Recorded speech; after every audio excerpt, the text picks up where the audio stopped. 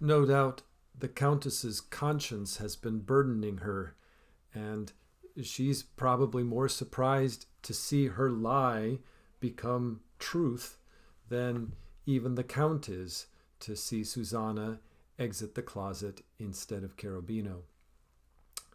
But this is, for Susanna, the moment of her triumph. She hates this man. You have to understand, in the age of absolutism, people believed that aristocrats were given their authority by God himself for the purpose of shepherding, for the purpose of seeing to the well-being of the people on their lands. And here the Count is exploiting that very authority to fulfill his own appetites at great human cost. Susanna hates this man. And Mozart writes music that is just dripping with irony here. As Susanna exits the closet and says, Signore, I always imagine her, curtsying to her lord. The music is clearly a dance. The rhythms are so repetitive, the phrasing is so symmetrical, and it's a dance you all know, Civ Art students. It's in 3 and it's in a moderate tempo. Da da da da da da da da da da da da da da. That's right, it's a minuet, that newest of all aristocratic social dances in the 18th century, that was enjoyed especially for the focus it put on the couple, one man and one woman. It's as if Susanna is saying, look, Buster, you want to dance?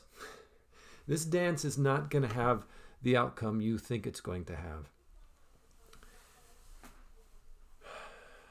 Well, the Count wants to look in the closet himself, just to make sure Cherubino's not hiding in there. So he goes in the closet, and this gives the servant Susanna a chance to explain to her lady what happened, how she pulled this off.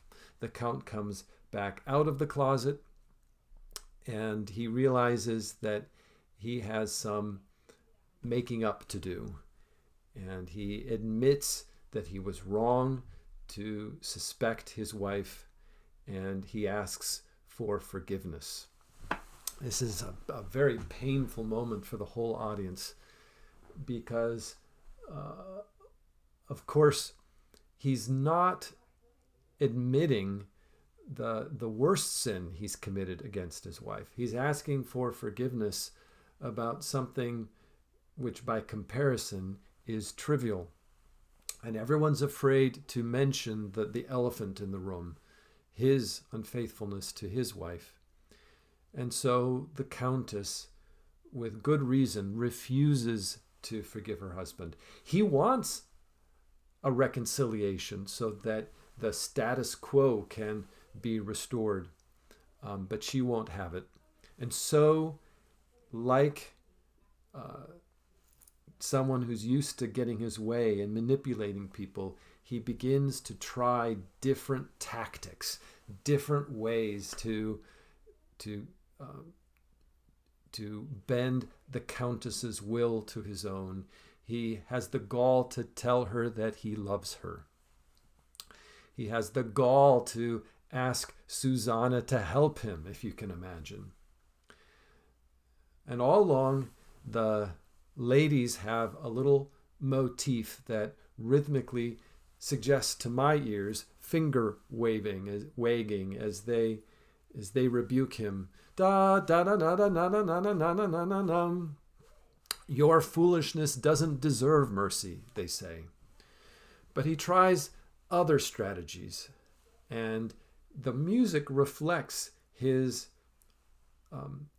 varied approaches, his experimenting with this way of getting his wife to do what he wants and this way of getting his wife to do what he wants. This is reflected in the key scheme as we wander from key to key, from F major to G minor to E flat major to A flat major. It's just like in the development section of a sonata allegro movement. It's tonally unstable, just as this situation is dramatically unstable. He has the audacity to call his wife by her first name, which may be missed entirely by us contemporary audience members, but it's actually a pretty cheeky thing to do. Aristocrats in the 18th century would address their spouses formally as a way of showing them respect and distinguishing them from the servants. He would use the formal pronouns. If you've studied French or German, you know what I'm referring to. He would call her my lady. He probably hasn't called her Rosina since when he was courting her. And this is the straw that breaks the camel's back. And she erupts and she says, "Cruel man, I am no longer that girl that you courted. You've changed me." Well, finally, the Count brings us back to the key of B flat major, the key that we've been hearing as the home key in this whole subsection ever since Susanna left the closet. And here his persistence pays off, and the Countess gives in. And ironically, Susanna turns that chastising figure, reflexively on the ladies, turn it on themselves as if to rebuke themselves for giving in. With men, my lady, you twist and you turn, but you'll see that we fail there every time. So the Countess does forgive him. We don't want her to, but she does. And I want you to remember this. Later on in the opera, remember there was a time when the Count asked for forgiveness. He didn't deserve it, and he got it. Okay? Okay. Let's listen.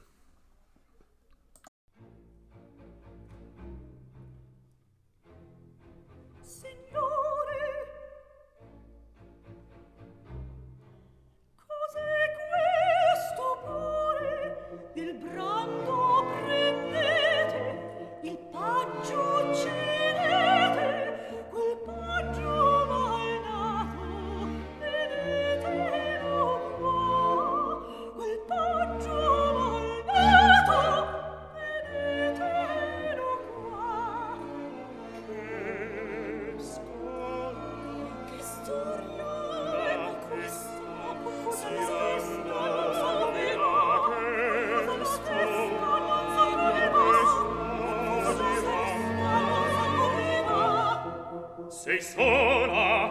Guardate, mio sposo sarà. Guardiamo, guardiate, mio sposo sarà. Guardate, Guardiate, mio sposo sarà. Susanna, son morta, il fiato mi manca, più lieta, più franca, insavedi già. Che sbaglio m'hai presi, che sbaglio m'hai presi, appena lo credo, se ho torto d'offesi, perdono vi chiedo, la parte irascibile e poi crudeltà. Le vostre follie non merita pietà, le vostre follie non merita pietà. Io vado, Maledete, che giuro, mettete, s'anneggia nel fido, ognuno m'inganno. venire Susanna, ma io a calmar. Così si condanna chi può sospettar, così si condanna chi può sospettar. Adunque la fede d'un'anima amante, si fiera Mercede doveva sperare. Venire Susanna, ma io a calmar. Così si condanna chi può sospettar, così si condanna chi può sospettar. Signora,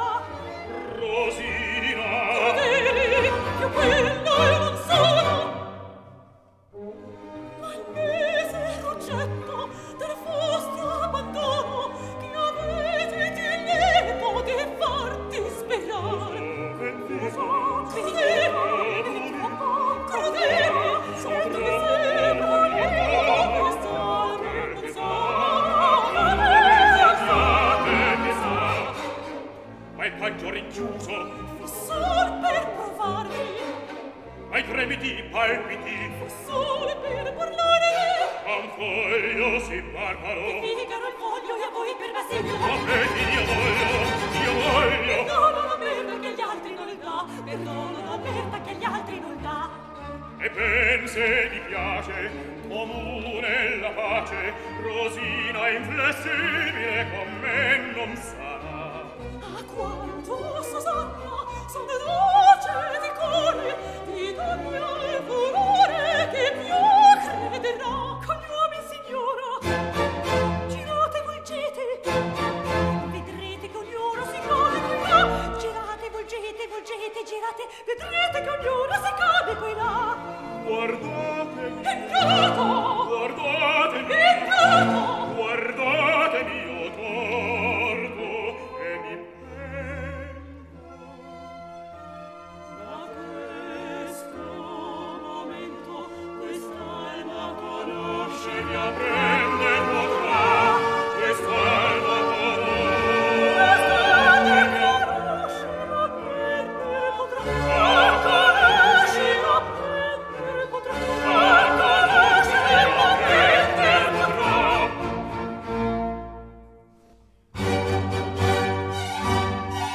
Signori di fuori son già i suonatori, le trombe senti. Notice, Mozart and Da Ponte are pacing this finale, this ending of the act, very carefully. They've gone from a duet to a trio and now to a quartet. And it's going to continue past our excerpt. A fifth singer will enter, and a sixth singer will enter, and a seventh singer will enter until finally the act is over with. And every time a new character walks on stage, we get a new home key. So this is how Mozart is able to sustain his music making for 11, 12 minutes. We don't just sit in the same key. He's structured it to match the structure of the drama. So when it was just a duet, the home key was E flat major. When Susanna came out of the closet, the home key changed to B flat major. And now when Figaro enters, the home key changes to C major. Poor Figaro. Like any groom on his wedding day, he's got one thing on his mind. He just wants to get married, and there have been so many obstacles, and it's looking like he's not going to be able to get married. He enters the room and he says, "My lord and my lady, the musicians are here. Everything's ready. The guests are gathering. Can we have a wedding, please?" And the count says, "Not so quick."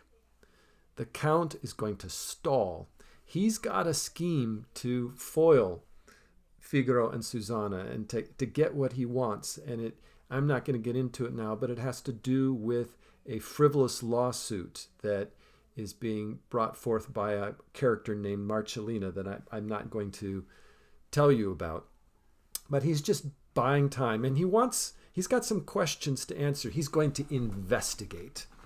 So he puts on his Sherlock Holmes hat and he begins to interrogate Figaro. And the ladies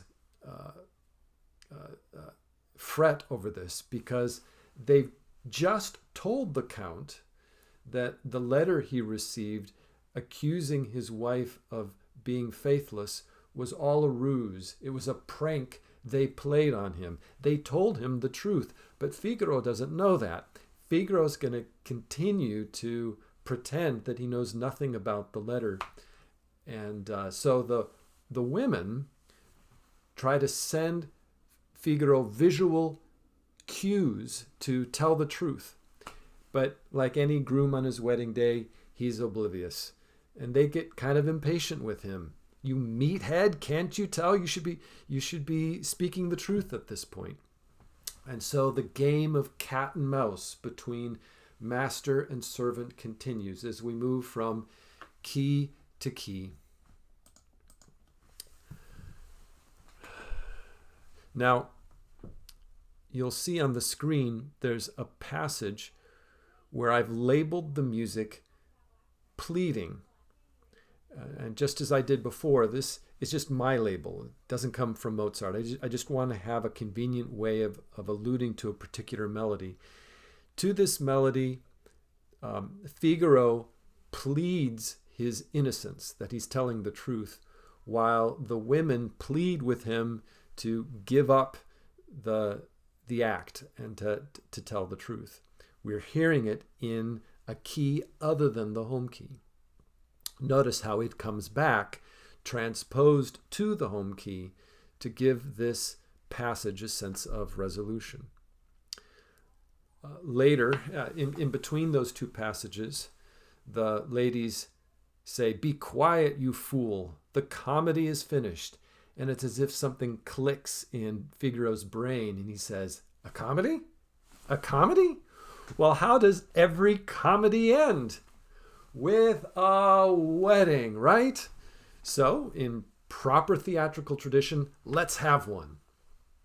This music brings us back to the home key and to the music with which this interrogation began in C major. And so now we hear the pleading music transposed to the home key. And all the characters turn from pleading with one another to pleading with the real source of their trouble. They plead with the Count to relent. "My lord, let us get married. Let them get married." While the Count pleads with, in his mind, pleads with Marcellina to show up. At which point, a fifth character enters. This is past the passage I'm having you learn. It's the drunk gardener, and he's upset because he just saw somebody jump from the window and trample on his garden.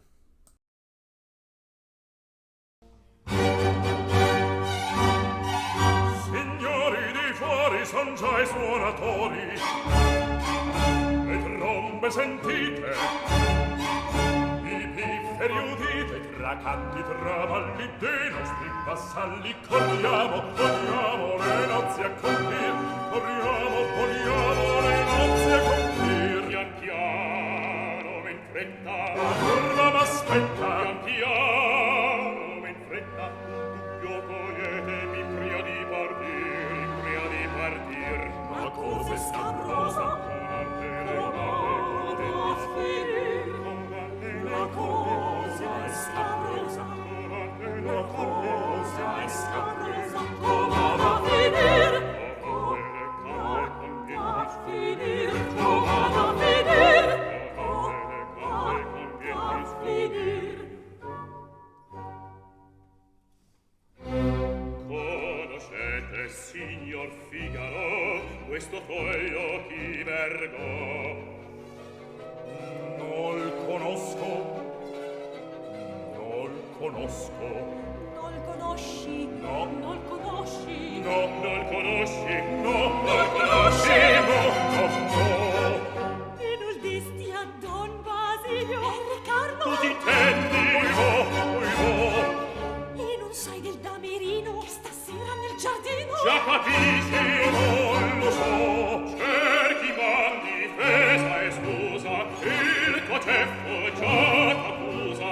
Vedo mente puoi mentir. Mente il ceffo, io già non mento. Il talento aguzzi in mano, Mente esatto, già non arcano, non è nulla da ridir. Che rispondi? Niente, niente. Tu accordi? Non accordo. Viachitativa lordo, e viachitativa lordo, la burletta da finir, la burletta da finir. Per finirla lietamente dall'usanza teatrale, un'azione patrimoniale ne faremo ora seguire. E signore, contrastate, consolate i miei desir. E signore, Contrastate, consolate i miei desir. Argentino, E Argentino, signore, contrastate, ma che assai, consolate i miei desir. consolate i miei desir. Consolate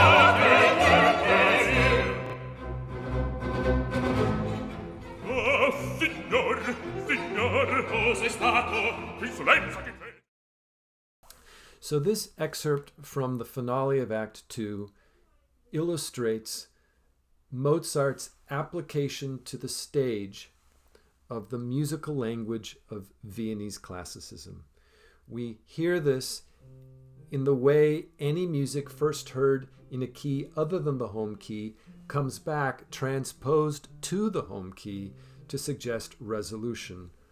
In the case of the Count's music at the beginning of the finale, it's when he makes his decision to kill the boy that he finds internal resolution, that we hear that music come back in the home key. Here, at the end of our passage, when the Countess, Susanna, and Figaro turn to the real source of their problems and plead with him rather than with each other, we have resolution, and we hear that music, the pleading music, transposed to the home key.